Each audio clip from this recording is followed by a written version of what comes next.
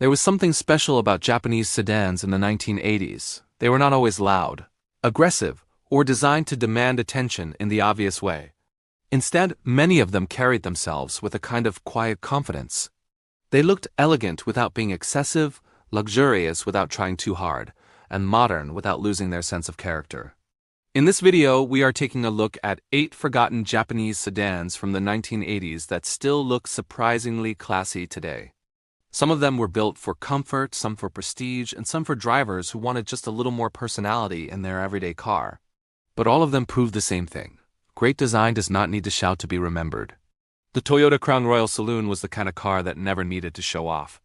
It had presence in the calmest possible way. Its shape was formal, upright, and carefully disciplined, almost like a car designed for people who valued dignity more than drama. The long body, the neatly arranged proportions, and the serious front-end styling gave it an almost diplomatic personality. It looked like a car that belonged in front of government buildings, high-end hotels, or quiet executive neighborhoods. What made the Crown so appealing was its balance. It offered comfort, luxury, and status, but it never slipped into excess. Even today, it still feels tasteful. It is a reminder that restraint can sometimes be more impressive than flash. The Nissan Gloria Broom took a slightly different approach. Where the Crown felt reserved, the Gloria felt richer and more theatrical. This was a sedan that understood the power of presentation. Its bold grille, generous trim, and confident stance gave it a stronger visual personality, almost as if it wanted to be noticed a little more. But even with that added drama, it still carried itself like an executive car. Inside, the Gloria often felt plush and lounge-like, built for comfort but also for image. This was not just a practical four-door sedan. It was a statement piece for buyers who wanted luxury with a little extra flair. In many ways, the Gloria Broom was one of the best examples of how Japanese automakers learned to blend prestige with personality. Then there was the Mazda Luce, a car that often gets overlooked today, but really should not. The Luce had a very clean and mature design, one that leaned toward elegance rather than ornament. In fact, there was something almost European in the way it carried its proportions, but its identity still remained distinctly Japanese. It did not rely on oversized trim, exaggerated shapes, or decorative gimmicks. Instead, it trusted its body lines, its stance, and its overall harmony. That is part of what makes it so attractive even now. The Luce looks composed, thoughtful, and remarkably refined for its time. It feels like the automotive equivalent of a well-tailored suit, never trying too hard, but always leaving the right impression. The Mitsubishi Debonair V had one of the most fitting names of the entire era, because everything about it suggested calm sophistication. This was not a sporty sedan, and it was not trying to be modern in a futuristic way. Instead, the Debonair embraced a more traditional idea of prestige. Its box-sized silhouette, wide cabin feel, and understated detailing gave it a sense of old-money confidence. It looked like the kind of car chosen by someone who valued dignity, space, and comfort above all else. And that is exactly what makes it so interesting today. In a time when many cars tried to look fast or flashy, the Debonair stood out by doing the opposite.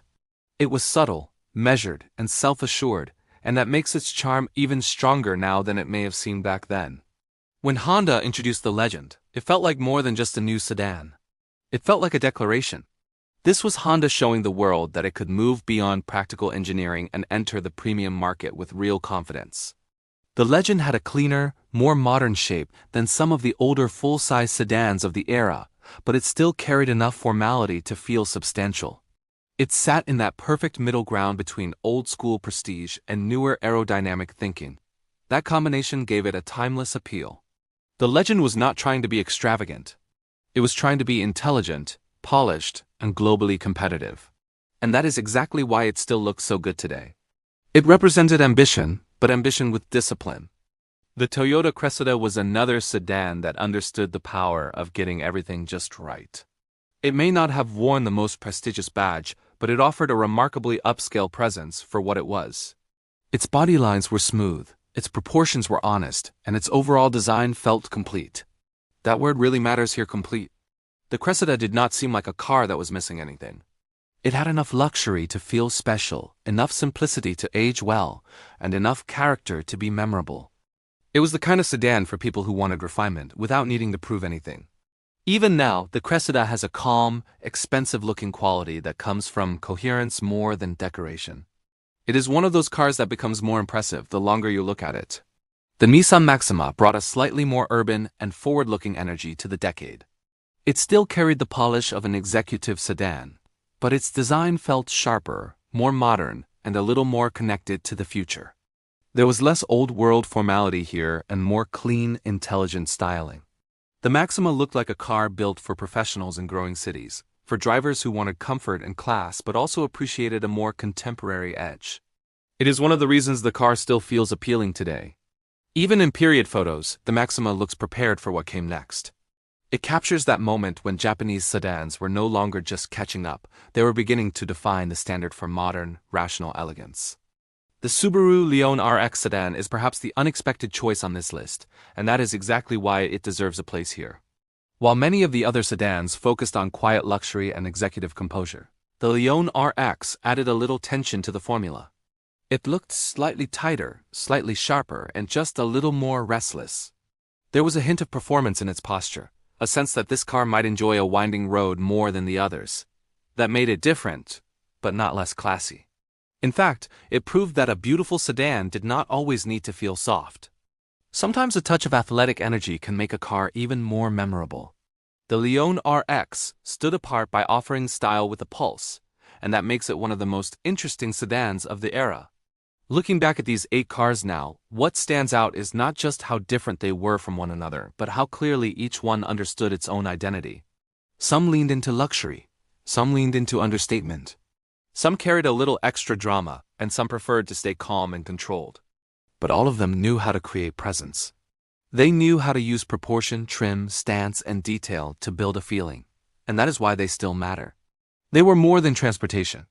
They were expressions of mood, status, and design philosophy. In many ways, that is what made 1980s Japanese sedans so fascinating.